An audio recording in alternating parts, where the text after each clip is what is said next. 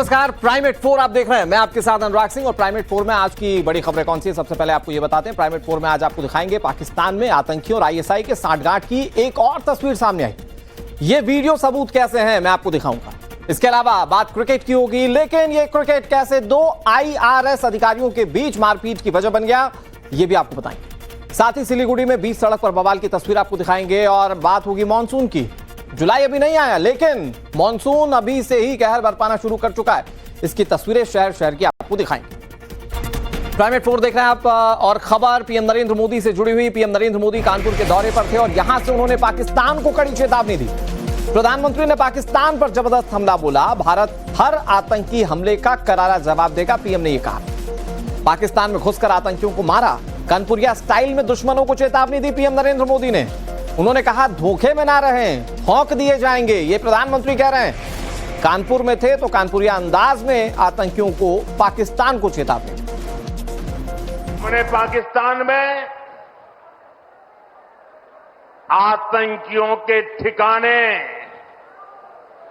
घर में घुसकर सैकड़ों मील अंदर जाकर तबाह कर दिए और हमारी सेना ने ऐसा पराक्रम किया कि पाकिस्तानी सेना को गिड़गिड़ाकर युद्ध रोकने की मांग करने पर मजबूर होना पड़ा। भारत अब एटम बम की गीदड़ बप्पी से नहीं डरेगा।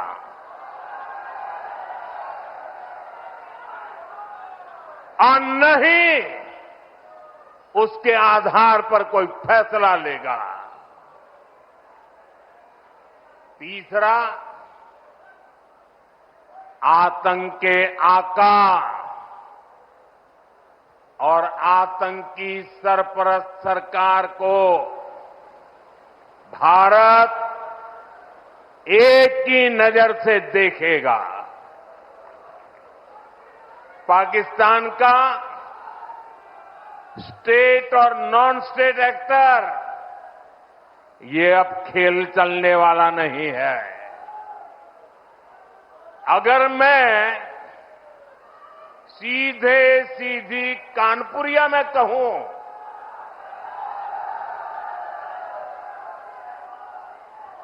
तो दुश्मन कहीं भी हो हाँक दिया जाएगा।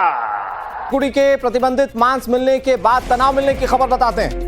मौके पर पहुंचे बजरंग दल के लोगों ने जिस गाड़ी में प्रतिबंधित मांस मिला था उसे आग के हवाले कर दिया। बताया जा रहा है कि गाड़ी में प्रतिबंधित मांस मिलने के बाद वहां भीड़ इकट्ठा हो गई थी, नारेबाजी शुरू हो गई थी और उसके बाद की स्थिति आप इस वक्त स्क्रीन पर देख रहे हैं। इस दौरान कुछ लोगों ने गाड़ी में आगजनी कर दी। मौके पर पहुंची पुलिस फोर्स ने हालात पर काबू किया और इलाके में अतिरिक्त फोर्सेस की तैनाती कर दी गई है। ये पश्चिम बंगाल के सिलीगुड़ी की तस्वीर हम आपको दिखा रहे हैं।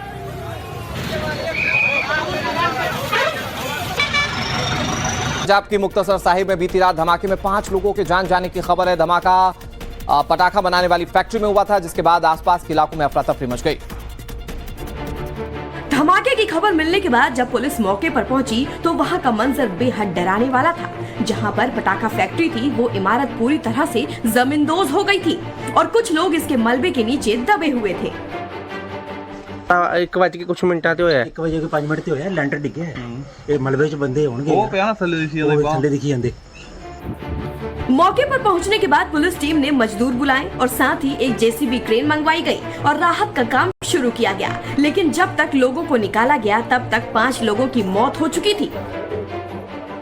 जो इनिशियल वेरिफिकेशन लग रही है कि जो फायर क्रैकर मटेरियल हैगा उसको लेके ही कोई चीज इनिशिएट हुई है। It's a matter of investigation. Police दे ਵੱਲੋਂ फोरेंसिक टीम आके बारीकी जो एग्जामिन करेगी उसके बाद ही आगे कार्रवाई। इस दौरान इमारत के दूसरे हिस्से में और पटाखे और इस्तेमाल होने वाला मटेरियल रखा हुआ था, जिसे पुलिस ने एहतियातन मौके से हटा दिया। इस धमाके में 25 से अधिक लोग घायल हो गए हैं। फिलहाल पुलिस ने पूरे इलाके को सील कर दिया है और घायलों को एम्स बठिंडा में भर्ती कराया गया है। इधर खबर ओडिशा से। विजिलेंस विभाग ने चीफ इंजीनियर पर छापेमारी के बाद 2 करोड़ रुपए बरामद किए हैं और ये पैसे कैश में बरामद किए गए। विजिलेंस टीम ने एक साथ 7 लोकेशन पर छापेमारी की थी और उसके बाद बड़े पैमाने पर यह कैश बरामद किए गए।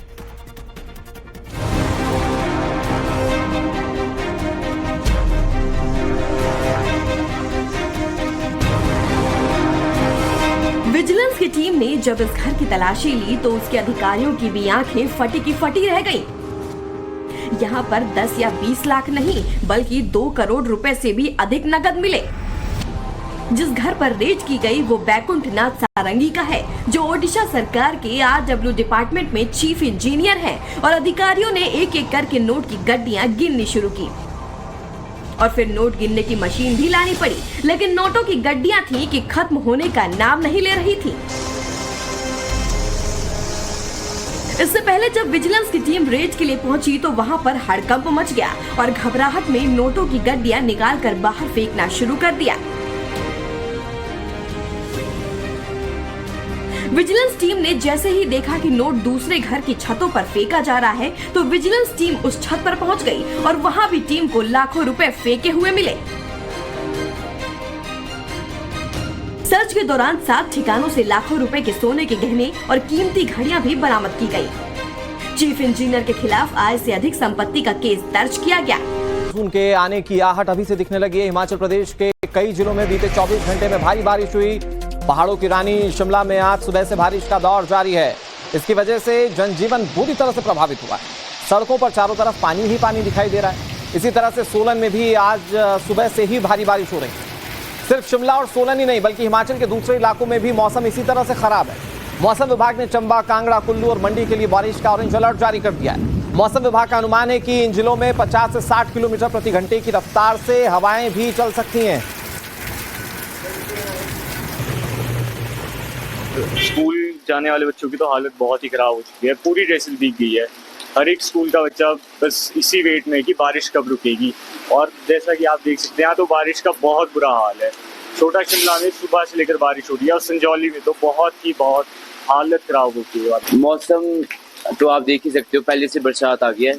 जुलाई का महीना भी स्टार्ट ही हुआ और अभी फिर बरसात वगैरह आनी शुरू हो गई है। अब हम हाँ जी वो तो है ही पूरे भीग गए। हाँ जी आप देख सकते हैं हमारा स्कूल बैग भी पूरा भीग चुका है। बुक्स अंदर गीली होगी। हिमाचल की तस्वीर आपने देख ली। अब बीते 24 घंटे से लगातार बारिश की वजह से गुवाहाटी में भी हालत खराब होने लगी। भारी बारिश की वजह से गुवाहाटी के कई इलाकों में बाढ़ जैसे हालात बन गए। गुवाहाटी के अलावा राज्य के रुक्मणी गांव, हाटी गांव में भी हालात ऐसे हैं कि चारों तरफ सिर्फ पानी ही पानी है। पानी भरने की वजह से अंडरपास को स्विमिंग पूल जैसे देखा जा सकता है। ये देखिए तस्वीर, सड़कों पर घुटनों तक पानी भरा हुआ है, जिसकी तस्वीरें हम आपको इस वक्त टीवी स्क्रीन पर दिखा रहे हैं। ये 2 तस्वीरें आपके सामने। ये गुवाहाटी की पहली तस्वीर। बारिश के बाद हालात कैसे बिगड़ गए और बीते 24 घंटे से जो बारिश हो रही है वो असम के दूसरे इलाकों के भी हाल बयां कर रही है। आप दूसरी तस्वीर में देखिए, गुवाहाटी के अलावा दूसरे क्षेत्रों में किस तरह से पानी परेशानी का सबब बना हुआ है। और अभी तो असली बात यह कि ठीक से मानसून पूरे देश में आया भी नहीं है और उससे पहले इसका ट्रेलर कुछ इस तरह से सामने आ रहा है। दिल्ली पुलिस ने बीते 24 घंटे में अलग अलग इलाकों से 38 बांग्लादेशियों को पकड़ा। ये सभी बांग्लादेशी कूच बिहार के रास्ते दिल्ली पहुंचे थे। दिल्ली से पहले ये सभी बांग्लादेशी नूह में रहकर काम कर रहे थे। दिन दहाड़े काम मिलने के चलते ये इस तरह से काम में लगे हुए थे। बताया जा रहा है कि दिहाड़ी कम मिलने के चलते नूह के ये सभी अवैध बांग्लादेशी दिल्ली में आकर रहने लगे और फैक्ट्री में काम करने लगे और अब ये पुलिस के हत्थे चढ़ चुके हैं।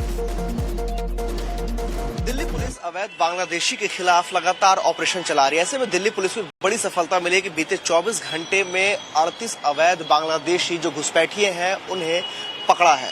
दरअसल ये कूच बिहार के रास्ते दिल्ली पहुंचे थे और यहां से वह नूह जाकर के नूह में यह काम कर रहे थे, लेकिन नूह में कम दिहाड़ी मिलने की वजह से ये दिल्ली आकर रहने लगे। और ऐसे में दिल्ली पुलिस को जब गुप्त जानकारी मिली उसके बाद दिल्ली पुलिस ने इन बांग्लादेशियों को पकड़ा है। जहां मैं मौजूद हूं यहाँ दिखाना चाहूंगा, देखिए ये वही बांग्लादेशी हैं जो अवैध तरीके से भारत में घुसपैठ किए और नूह में रह रहे थे और उसके बाद नूह के बाद ये दिल्ली पहुंचे। जिसमें देखिए महिलाएं भी है, बच्चे भी हैं शामिल है, साथ ही साथ कई लोग भी शामिल है। इनसे बात भी करेंगे। क्या नाम हुआ आपका? अक्कस अली। आप कब आए हैं? 6 महीने से आया, 6 महीने तक आया। अच्छा, तो कैसे कैसे आप भारत में आए? आप वो पुलिया का नीचे रास्ता है, वो नीचे आया, नीचे आया। तो पहले आप लोग नूह में रह रहे थे, हाँ नूह में आया। तो अब दिल्ली आप कब से रह रहे हैं? दिल्ली तो वही 6 महीना आया, वो आया। अच्छा, तो आप लोग अवैध तरीके से क्यों आए? वो टिकट कट के ट्रेन से आया। क्या करते थे आप दिल्ली में? ईट भट्टा पे काम करता है। अब आपको वापस भेजने की तैयारी है? हाँ, भेजने की तैयारी है। आपका क्या नाम हुआ? शफीकुल इस्लाम। आप कब आए? ये हमारा परिवार से, ये मेरा पापा से। अच्छा, सब लोग साथ में आए थे? हाँ। ये सारे एक ही परिवार से लोग हैं? हाँ। तरह तरह से के तरीके बताए इन्होंने पार करने के। कुछ बांग्लादेशी ही हैं जो इनको वहाँ से पार कराने में मदद करते हैं, आगे का रास्ता दिखाते हैं, नौकरियाँ दिलवाते हैं, इनको सेटल करने में मदद करते हैं। उन पे भी हम इन्वेस्टिगेशन कर रहे हैं। तो क्या इस तरह के कुछ नेक्सस को भी लेकर के दिल्ली पुलिस को कोई सफलता मिली है, जो कहीं ना कहीं हमारे एजेंट उनको पहुंचाने में, पैसे लेकर के मदद कर रहे हैं आधार कार्ड वगैरह बनवाने में? देखिए, इंडियन की जहाँ तक बात है वो मकान किराए पे दे देते हैं, या हो सकता है कि डॉक्यूमेंट बनाने में मदद कर दे। जहाँ तक लाने की बात है उसमें बांग्लादेश के ही कुछ लोग हैं जो जिनको की तलाश जारी है, वो इनको मदद कर रहे हैं। मेडिकल की एंट्रेंस एग्जाम देने वाले छात्रों के लिए बड़ी खबर है। सुप्रीम कोर्ट ने नीट पीजी की परीक्षाएं एक ही शिफ्ट में कराने के आदेश दे दिए। आज सुनवाई के दौरान सुप्रीम कोर्ट ने कहा कि 2 शिफ्ट में परीक्षा से असमानता होगी। 2 शिफ्ट में परीक्षा कराना मनमानी जैसा सुप्रीम कोर्ट ने बताया। पारदर्शिता के लिए 1 शिफ्ट में परीक्षा होगी। 2 परीक्षा पत्र कभी एक जैसे नहीं हो सकते, यह सुप्रीम कोर्ट ने कहा। 15 जून की परीक्षा एक शिफ्ट में होने जा रही है। देश में टेक्नोलॉजी संसाधनों की कमी नहीं है, यह सुप्रीम कोर्ट की टिप्पणी है। एग्जाम सेंटर का इंतजाम ना हो तो डेट बढ़ा दी जाए, लेकिन परीक्षा हो तो वो 1 शिफ्ट में हो, यह सुप्रीम कोर्ट ने बिल्कुल क्लियर कर दिया। यहां हरियाणा सचिवालय में बम की खबर है। 3:30 बजे सचिवालय में बम होने की जानकारी दी गई। इसके बाद मौके पर सीआईएसएफ पहुंची और पूरे परिसर को खाली करवा लिया। लगातार अनाउंसमेंट किया जा रहा है। बम निरोधक दस्ता भी मौके पर मौजूद है और पुलिस जांच कर रही है। क्या यह हॉक्स कॉल है या फिर वाकई में यहां पर कोई बम है, इसको लेकर जांच की जा रही है। सचिवालय में है जहां बम से उड़ाने की धमकी हरियाणा सीएम कार्यालय को मिली और उसके बाद यहां पुलिस सतर्क हो गई है। पूरा सचिवालय जो है वो इस वक्त खाली कराया जा रहा है। आप देखिए, इस वक्त सीआईएसएफ के जो ऑफिसर हैं वो यहां सचिवालय को खाली कराने के लिए अनाउंसमेंट कर रहे हैं। बाकायदा अनाउंसमेंट किया जा रहा है कि सभी लोग सचिवालय से, जितने भी कर्मचारी मौजूद हैं, वो बाहर निकले, असेंबली पॉइंट पर जमा हो और एहतियातन जो सचिवालय है इसका चप्पा चप्पा खंगाला जाएगा, तलाशी ली जाएगी। इस वक्त देखिए किस तरीके से जो यहाँ पर अनाउंसमेंट है वो की जा रही है। सभी को बाहर निकलने के लिए कहा जा रहा है। नीचे आ जाए। अभी भी जो जहाँ तक मेरी आवाज जा रही है, कृपया वो नीचे आ जाए, बिल्डिंग को खाली करे, जल्दी से नीचे आ जाए। अभी भी मुझे नजर आ रहा है कि कुछ देखिए बिल्डिंग को खाली करने की अपील की जा रही है, अनाउंसमेंट किया जा रहा है। मैम, ये क्यों खाली करवाई जा रही है बिल्डिंग, आप बता सकते हैं? सर, अभी मैं कुछ नहीं बता सकते आपको। तो देखिए, सीआईएसएफ के अधिकारी हैं जो कह रहे हैं कि अभी कुछ बता नहीं सकते, लेकिन जानकारी जो मिली है उसके मुताबिक लगभग 3:15 पर हरियाणा सचिवालय में मुख्यमंत्री जो कार्यालय है हरियाणा का, उसको उड़ाने की धमकी मिली थी। उसके बाद से यहाँ पर बॉम्ब डिस्पोजल स्क्वाड पहुंचा, डॉग स्क्वाड पहुंचा और चप्पे चप्पे की तलाशी ली जा रही है और अब पूरे सचिवालय को खाली कराया जा रहा है। आप देखिए किस तरीके से जो कर्मचारी हैं वो बाहर निकल रहे हैं। अनाउंसमेंट